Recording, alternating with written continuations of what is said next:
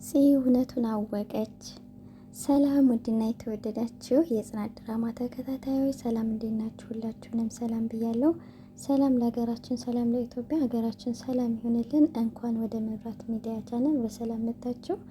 ለቻናሉ አዲስ ከሆናችሁ ላይክ፣ ሼር፣ ሰብስክራይብ በማድረግ ቤተሰብ ሆኖ እንዲሁም ሀሳብ አስተያየታችሁን ኮሜንት ስራ አስቀምጡልኝ።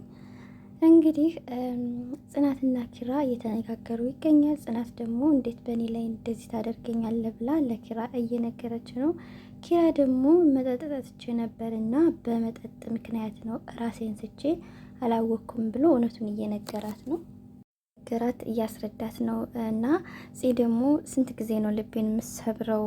ብዙ ጊዜ ልቤን ሰብረው ይቅርታ አድርጌልሃለሁ፣ አሁንስ በቃኝ፣ ወደ ቤተሰቦቼ ወደ አባቴ ጋር ሊሄድ ነው እያለችው፣ ኪራ ደግሞ እየለመናት ነው አትሄጂ እና አትሄጂ አሳስታኝ ነው እና እየተሳሳተውም። በእርግጥ ኪራ አውቆ አይደለም፣ ያው መጠጥ ማለት ያው መጠጥ ሲጠጣ ያው የሚደረገውን ነገር አያውቅምና እና ደግሞ ሆን ብላ ልታጠምደው መታ ነው ማለት ነው። ሊያ ምንድነው ሀሳቧ? ያው ኪራ ከዚህ በፊት የቤቲ ባል ነበር አይደለ? ቤቲን አልፈልግሽም ስላላት ቤቲ ደግሞ እየተበቀለችው ነው። መጠጥ ሲጠጣ የሚያደርገውን ስለምታቅ፣ ጸባዩን ስለምታቅ ከዛ ሊያን ልካ ጺና ኪራን ለማለያየት የተደረገ ሴራ ነው ይሄ ማለት ነው። እና መጀመሪያ ያው ቅዱስን ቀርበው ነበር። ቅዱስ ደግሞ ያው ከሰው ጋር የመቅረብ እንትን የለውም ማለት ነው። በቤተሰቦቹ በብቸኝነት ያሳለፈ ልጅ ነው። ብቸኝነት እያሳለፈ ስለሚገኝ ለዛም ያው ከሴት ጋርም ሆነ ከሰው ጋር መቀላቀል ፍላጎት የለውም ነበርና ይህ ሲሆን ደግሞ ያው ቅዱስ ሰክሮ ነበረ። ከሰከረ በኋላ እንግዲህ ምን ታደርጋለች ሊያ? ለጓደኛው ትደውልለታለች፣ ለኪራ ማለት ነው። ኪራ ደግሞ በዚህ ሰዓት ምን ያደርጋል?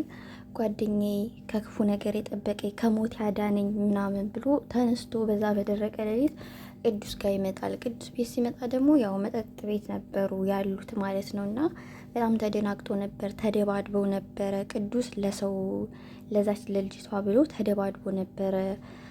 ያንን ነገር እንትን ለማለት እያበረደ ነበር ነገሩን፣ ተደባድቦ ምናምን ማለት ነው። ከዛ ኪራ ይመጣል። ኪራ ሲመጣ ደግሞ ቁጭ ብሎ ያገኘዋል ቅዱስ ማለት ነው። ቅዱስ ደግሞ በሊያዝ እንጥጣ ይለውና አንድ ሁለት እያለ ኪራ ይሰክራል። ኪራ ሲሰክር ደግሞ ሆን ብላ አውቃ ልጅዮን እዚህ ቦታ አሉ የሚደባደቡ፣ አንተ ሂደህ ከዛ ተደባደብ ምናምን ብላ ትለዋለች ማለት ነው።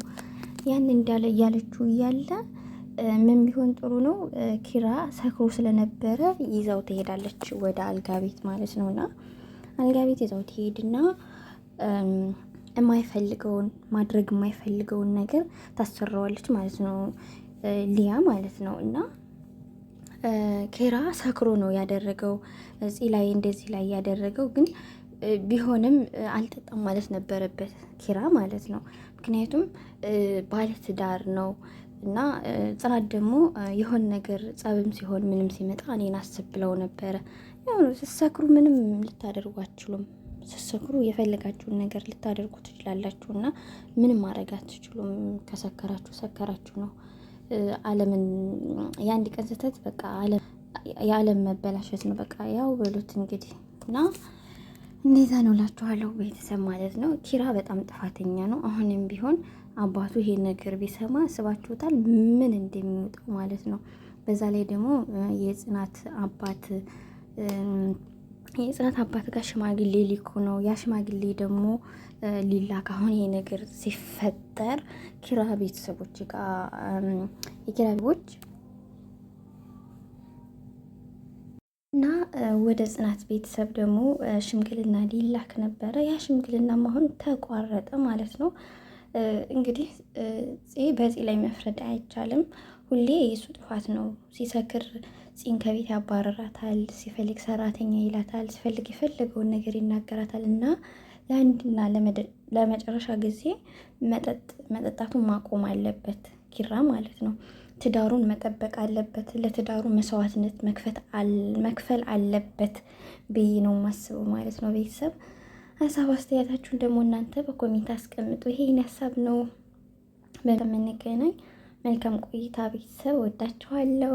ባይ። ሰላም አለይኩም ወራህመቱላሂ ወበረካቱ።